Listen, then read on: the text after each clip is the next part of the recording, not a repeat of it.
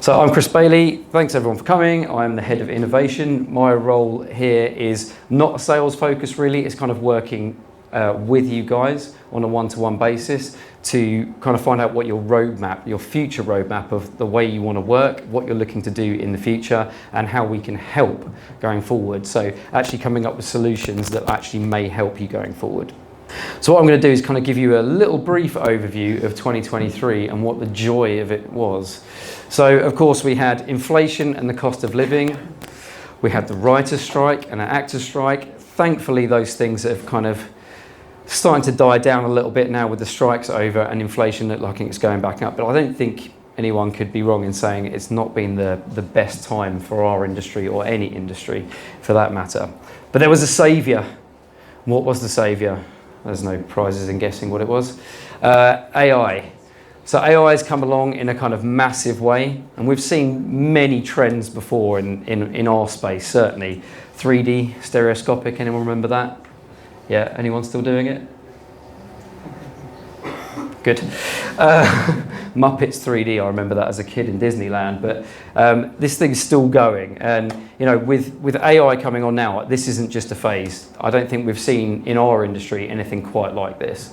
I think this is going to grow and grow and grow. So we've talked about cloud for years and years and years and how we can start bringing our workflows and our workloads out into the cloud, into public and private cloud. But I think the way AI is going to work going forward is really going to help drive this industry on.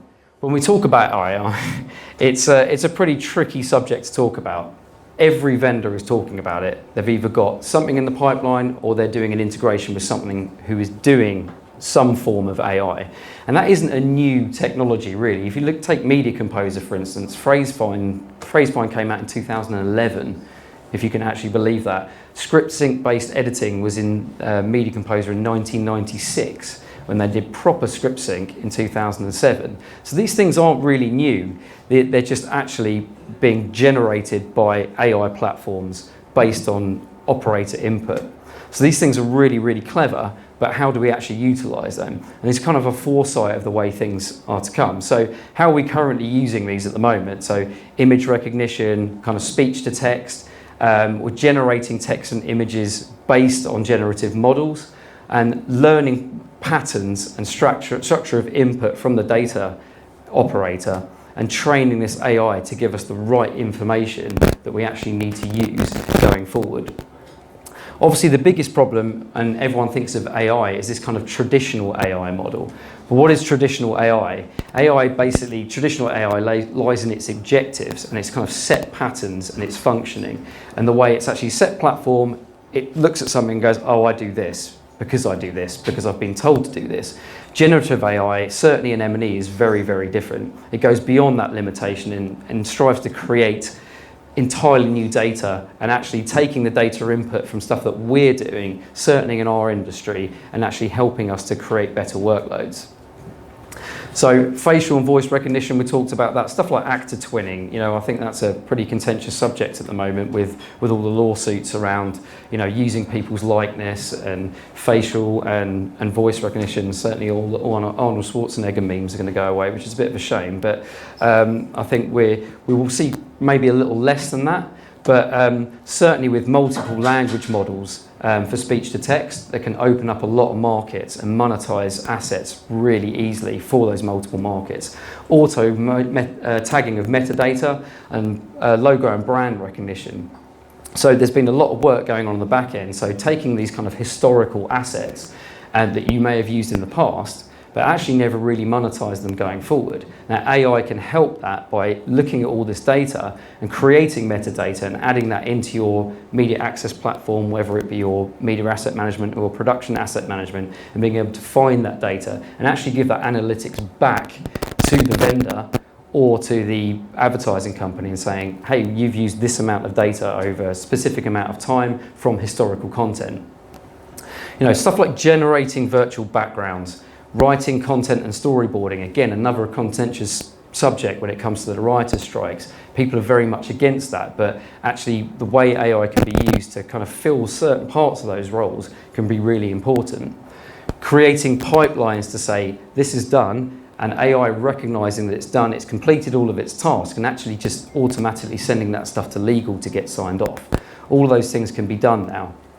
And then we're starting to see a kind of broach into kind of AI editing. Adobe has Sensei, so kind of text-based editing and enhanced speech, removal of stuff like ums and ahs, etc., and AI-powered rotor brushing, rotoscoping for all the kind of tasks that these VFX editors don't want to do, the things that they can actually create without having to do the kind of meaningless tasks that they really don't want to do. And even we're starting to see this with color grading as well. So automatic technical grade of data and actually allowing the person who's getting paid the big money to actually do what they're getting paid to do rather than do the technical stuff. And then Avid have come along with Ada as well. So, text-based editing in Media Composer based on phrase find transcripts, and also they have a really powerful Media Central integration as well. And there are also different models compared to post versus broadcast. How do you use these things? So in post, we are quite very different from broadcast. Yes, we may be using similar assets, but actually the usage of those assets can be very different. In post, we could be either structured or scripted. In news, for instance, you might have to find historical assets. And how do you find those things? And AI can do a really important and powerful job going forward. And also we've seen this kind of move to this multi-hybrid cloud model, and I'll talk quite a bit about this. So not every cloud platform is built equally. They all have their benefits and downfalls. If we take Azure, for instance, are you going to put your media pipelines in that? It's probably not the best place to put it. For your kind of IT stuff, it's absolutely perfect. AWS are doing an amazing job at the moment of really pushing M&E workflows and actually giving you the tools and the services based on their platform to allow you to do those things. Google Cloud have incredible CPU power and slightly cheaper, but their CPU power is absolutely unbelievable. And then if you take that kind of private cloud model as well, so if you have your kind of HCI kind of Nutanix stack and your virtualization stack, or you're running physical HP hardware on premise, so your stack of Z2 Minis, your Z4Rs, for instance, how do you get all this stuff to kind of work together? And how do you connect those things via your kind of IP transport and networking? And it kind of brings up that point of data locality. And we've kind of got a lot of vendors around who are with, if you amalgamate all these together, you kind of end up with these amazing kind of workflows. So that kind of leads me on to media locality. So how do you get access to that data? You want global access to that data whenever you need it, whether that be from IT standpoint or from us for how you get access to that kind of high speed material or that high bitrate material. Do you bring that data locally? Do you work directly from the cloud like you can with LucidLink? Do you work on proxy footage? And how do you structure that? How do you make sure that we look at a traditional way of working and you open up your machine and you mount your storage and everything's offline? How do you do that? And we could solve that kind of thing with what the guys at Projective are doing. You open a single interface, you click on your project, everything's managed for you. How do you get that media from one place to another quickly and simply without kind of lots of application installs at another end? And you're looking at review and approve with stuff like Media Silo, and massive actually sending data very quickly and efficiently from the client end to your shared storage platform, wherever that may be. And then even orchestrating that all via Ingenia, for instance, you have multiple locations dotted around the world, but you want fast access to that media immediately. Pixit allows you to be able to click on a media file and it'll pull it down from your AWS bucket or your S3 bucket or across the cloud and pull it locally, so you'll be able to work off that fast high bitrate media on your local storage. There's some really clever workflows, and I really recommend you kind of come and talk to us afterwards or one of the vendors around and see how these kind of things that can be done for you.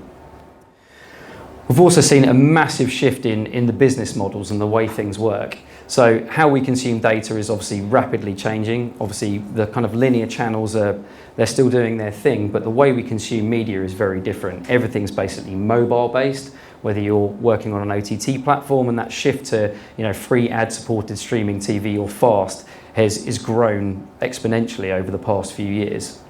And it's been a kind of real focus for content owners as well, studios and rights management companies, and anyone who's kind of at that end of kind of content monetization and how you kind of get how you use those assets quickly and easily and how people consume your data. And I don't think there's kind of any better way of kind of describing this. It's a guy called Evan Shapiro, and he kind of self-styles himself as the media cartographer. And he puts it in this way. The industry is basically dominated by what he calls the Death Stars, which I quite enjoy, of Alphabet, Meta, Apple, Amazon and Microsoft, with NVIDIA coming up pretty quickly. And as you can see, their gravitational pull for all these services is pretty high. And everything's gravitating around these businesses and how you're actually consuming data going forward. I think this is a really important model to look at, and I think that is what everything is going to go to going forward. So what does 2024 look like? And it's very, my role as head of innovation, it's a very, very hard thing to describe and understand where we're going to be going. So obviously we have to take a look at AI, but first of all, let's take a look at security. Security is probably the most important thing in our business at the moment. It is absolutely IT and security first driven. Gone are the days of, we just set up a little production, we start our edit, don't worry about the rest of the stuff, we'll worry about that later. What we're seeing more and more now is IT first, security first, managing access to those remote edit workstations, all that storage, zero trust. Trust nobody who is outside your network or even in your building unless they have multi-factor authentication, single sign-on, those kinds of things. These things aren't new, but these things need to be developed across all platforms to give you that absolute single sign-on experience. But the idea is trust no one until they get through all the barriers. I know how much we love multi-factor authentication at Jigsaw. Yes, just to get into my email. But anyway, security is the most important thing going forward. How do you manage those endpoints? So if someone's got a laptop, for instance, or if you've got a thin client or a zero client, what are they allowed to do and not do on that device? Is your media safe? Is your connection safe? What can get on or off your remote platform or on your storage? These things are really important going forward. And also stuff like orchestration tools for post and live. We're doing quite a lot of work with a lot of broadcasters around orchestrating and spinning up of tier 2 sports, for instance.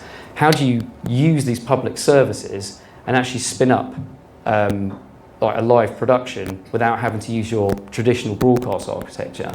And these things can absolutely be done. So if you want to kind of wonder how we do it and how we're kind of recommending it to our customers at the moment, come and talk to me afterwards. And obviously the biggest problem we have at the moment is managing those costs effectively, certainly if you're using the public cloud. Public cloud is absolutely fantastic, but actually managing the cost of that effectively is one of the most difficult things to do. And I'm going to stress again about this kind of hybrid multi-cloud model. They all have their benefits, they all have their negatives, but it's exploring the benefits of each of those providers and then using them for the right tool, exploring the workflows that they deliver and what they can deliver to you. Whether you like a CapEx model and you want to spin up your systems, or whether you want that OpEx model. So whether you want to have everything running in the cloud on a burst, or whether you want it permanent, which in the public cloud at the moment for editorial is incredibly expensive. On-premise, CapEx cost may be incredibly expensive, but in the long run, or even the shorter term, could actually work out a lot cheaper for you. And then public versus private cloud. How do you integrate these via connectivity? So let's take, for instance, my example from earlier, having your IT run in Azure, having your burst capacity running in AWS, and your VFX render, which is incredibly mature in AWS running, and then having your on-premise workstations, whether it be on HP workstations or whether it be in your HCI stack in Nutanix, everything virtualized. But how do you connect these two up? And how do you get the data between your public services and your private services? And again, data locality is just going to become even more important. And of course, we have to talk about AI again. What's it going to what's going to look at in 2024? So I've spoken to a lot of our customers around security. Again, I'm going back to that first point. A lot of people do not want to send their data out for AI into the public services. It's a large data set. You don't know where that data is going or what's happening with it. You're going to get a lot of information back that you may or may not need. The way I can see this going is on-premise self-hosted application-based tools for AI and machine learning. Train your own tools for the application and the needs that you want and the information that you require. We're working quite closely with Grey Meta at the moment in their product Curio. and they're doing some great integrations at the moment, and they're a fully on-prem environment for doing your AI. And I know the guys at Projective as well are doing some work with them to add their metadata into their plan-based platform. Because at the end of the day, AI is just metadata. So if you can utilize that metadata, then why not? Why send it out to a public service? Pay through the nose for it and then actually not get the results that you want. Train it for what you want. Also, the way I look at it is, I wrote an article for, I think it was Televisual, talking about what does AI look like for AI-based editing, for instance. And I kind of came up with this idea. This was before IBC, before they showed Ada. And it was before Avid showed Ada. I was like, can you imagine actually telling an AI to say, okay, get all my A-roll footage from here over this specific time and put it in a bin. But on the back end of that, the AI is actually creating all the B-roll, putting it in separate bins for you and organising all your media for you automatically. I think this is the type of things that I'm hoping to see going into 2024. You know, AI isn't there, you know, to take over roles. It's there to assist, really. It creates and helps and increases workflow efficiency. You know, we need to separate the creativity AI tools from the productivity AI tools. And I think that's a hard thing. This is kind of massive idea of kind of AI blindness. You know, we talk about AI a lot, but what can it do? What can't it do? All of these things that it can do, but actually you need to have a specific tool set and a specific task in mind for it, because it's only as good as what you train it to do. And you know, it's got to have a purpose. And if it doesn't have a purpose, then you know, you're just using it for the sake of using AI to say, hey, we're using AI. So we did say that we'd keep this very brief because I know there's beer and food and stuff. So yeah, if you guys want to kind of talk to any of us about anything that I've spoken about or get any demos going forward, then come and give us a shout. So we do hold quite a lot of events over the years. We do these amazing tech breakfasts in the morning as well, if you fancy a croissant the side of someone's head. And we talk about very specific areas. We'll have specific managed vendors in as well. Then come and see us and sign up to the newsletter. And I hope to see you soon. Thanks very much.